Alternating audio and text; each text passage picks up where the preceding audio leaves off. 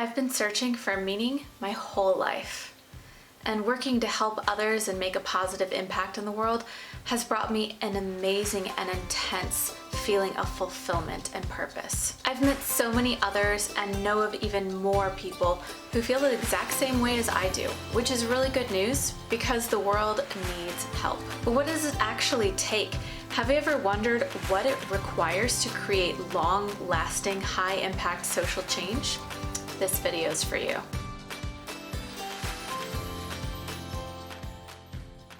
Welcome back to another video. My name is Amber Melanie Smith, and I create videos to help aspiring change makers with tips and strategies to help you change the world while living a life of impact and purpose. When I was a kid, I wondered, how can I, or anyone for that matter, create social change?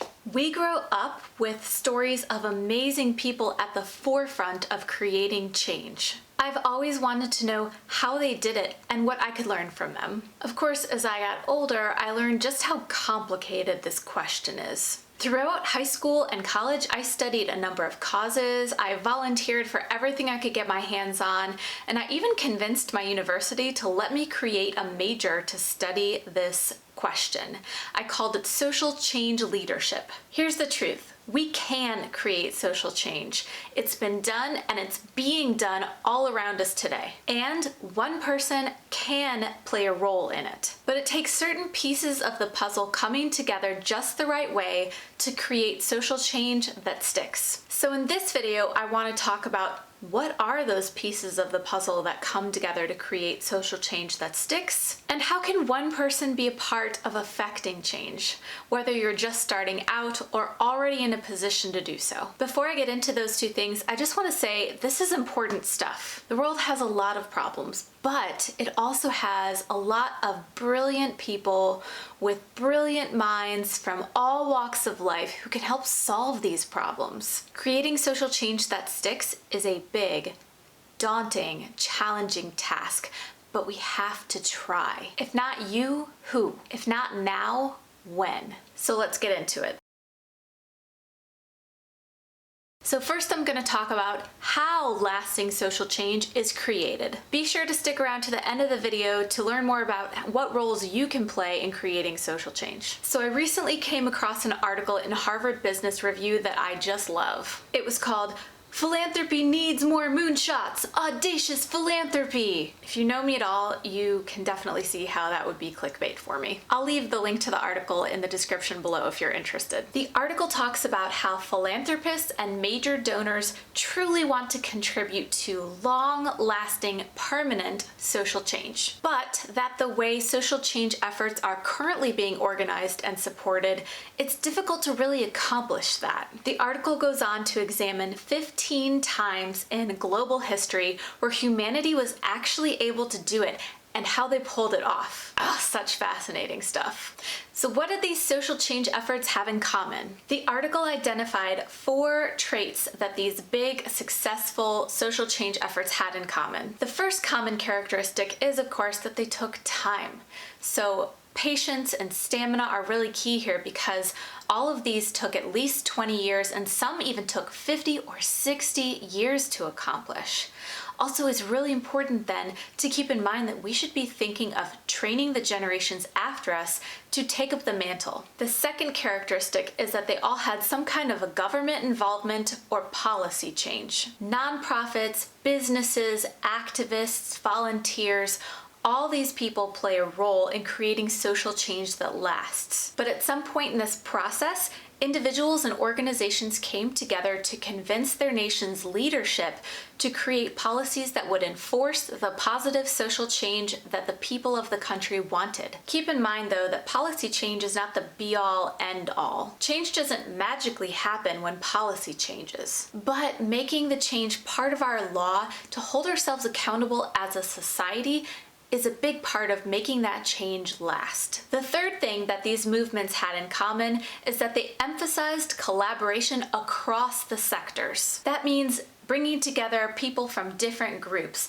nonprofits, businesses, civic groups, government. All of these groups coordinated to make the social change happen. The fourth thing these efforts had in common, they all involved a philanthropist who made a big bet. Big, long-lasting social change requires a lot of resources. So these big social change efforts involved donors who understood that social change doesn't happen overnight. And even though they knew that they might not see results for years, these philanthropists made contributions that were very large, very deep impact, and often repeated contributions to keep the change moving forward. So those are the four characteristics that the top 15 social change movements across the globe had in common, but how did the people as part of these movements create the social change? The examination of these social change movements showed that each of them did 5 key things in some way. So let's get into those. The first thing these movements did was built a shared understanding of the problem. This essentially means that these movements took the time to do their research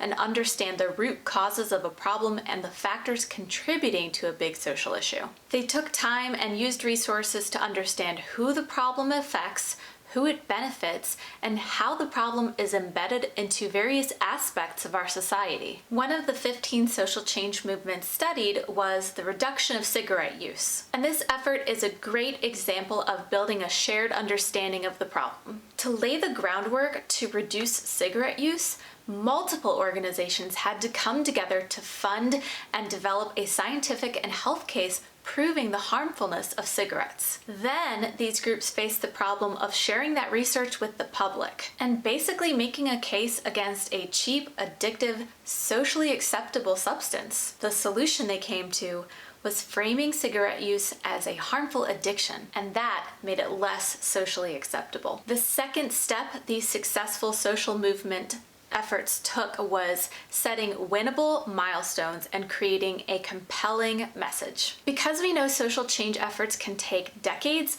we've got to set smaller goals so that we can keep up forward momentum and stay motivated as we move along. Then for each of those smaller achievable goals, we have to rally people around its inspiring story and make sure that its message is one that people at all levels, from government leaders to a random person on the street, can understand. A great example, and another case that was studied, is the effort to advance LGBTQ rights. In the early 2000s, groups were coming together to advance LGBTQ rights, but advancing rights was too vague a goal. So these groups coordinated and established a concrete goal: legalizing same-sex marriage nationwide. Then, to get the ball rolling, activists and nonprofits studied the public response to this goal. By devoting some resources to this market research, these groups were able to establish a universally accepted message that the public could really rally behind.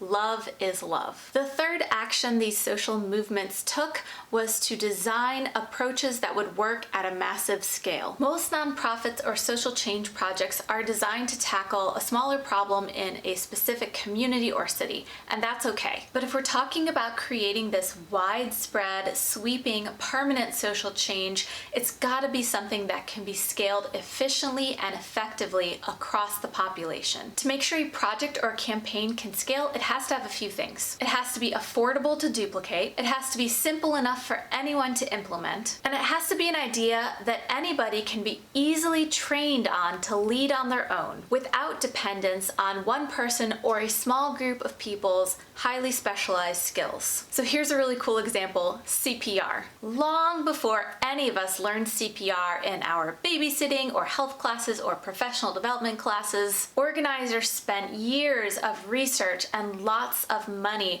making it so simple that any person could learn it and perform it. In the 1970s, a program launched to train as many people as possible in CPR. In the first 2 years, it trained 100,000 people. And today, 18 million Americans know CPR. Now that's a social movement. The fourth thing these social change efforts did was they drove demand rather than assume demand. Long-lasting social change efforts respond to real problems, and they provide solutions that people in the community or the world actually want. They don't start with a cool idea for an innovative project or campaign. They start with the need. Then successful social change efforts invest heavily in marketing and outreach to test ideas and then raise awareness about solutions. Here's an example. In the 1960s, the Carnegie Corporation and other philanthropies invested millions of dollars into designing a well-researched, effective television program to improve early childhood learning. Then, several more $1 million were spent on publicity and outreach to spread the word about this amazing new television program. Sesame Street. Today, Sesame Street reaches 156 million kids worldwide and, most importantly, measurably improves learning outcomes. The fifth and final thing that successful social change efforts did was embracing course corrections. Here's the thing. Ultimately, social change is created by human beings. And human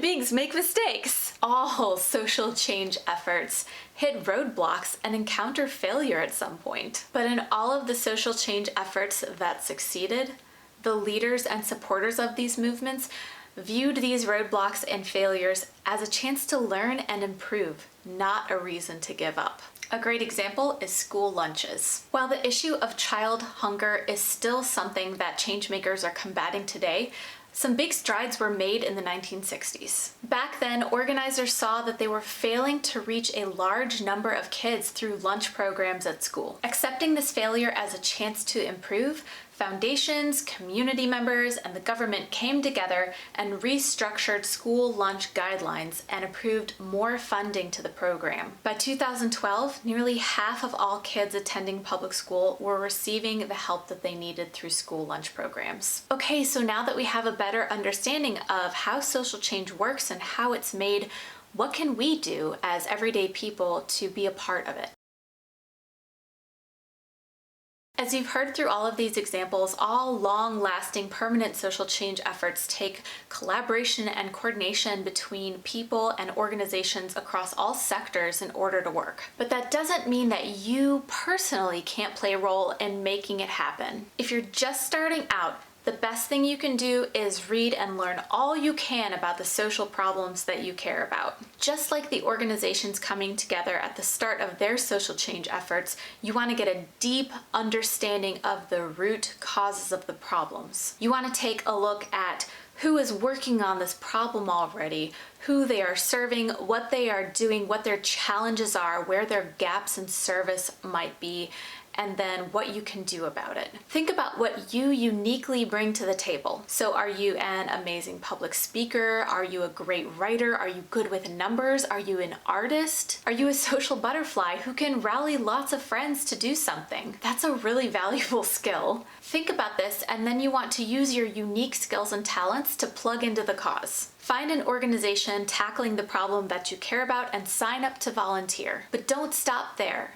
Invite your friends to get involved too and start building up some momentum in the circles that you travel in. Because it turns out that according to some research in Science magazine, you only need 25% of a population to get on board to create a real social movement. So get to inviting your friends and make it happen. Then build from there. Talk to the leadership in the movement and seek to understand what their biggest challenges are. Tell the story of the effort to your friends on social media or to the media. Ask for honest feedback from people you know about the message and story of the movement. See how it resonates with them. Then take that feedback back to the cause. If you want to play a big role in creating social change, you've got to invest in learning, you've got to start small, and you've got to plug in the people you know with great skills in the roles where they can be a great fit. It takes a critical mass, a community, to create social change that sticks. But one person can definitely play a role in sparking a movement, helping it grow in their towns, spreading the message,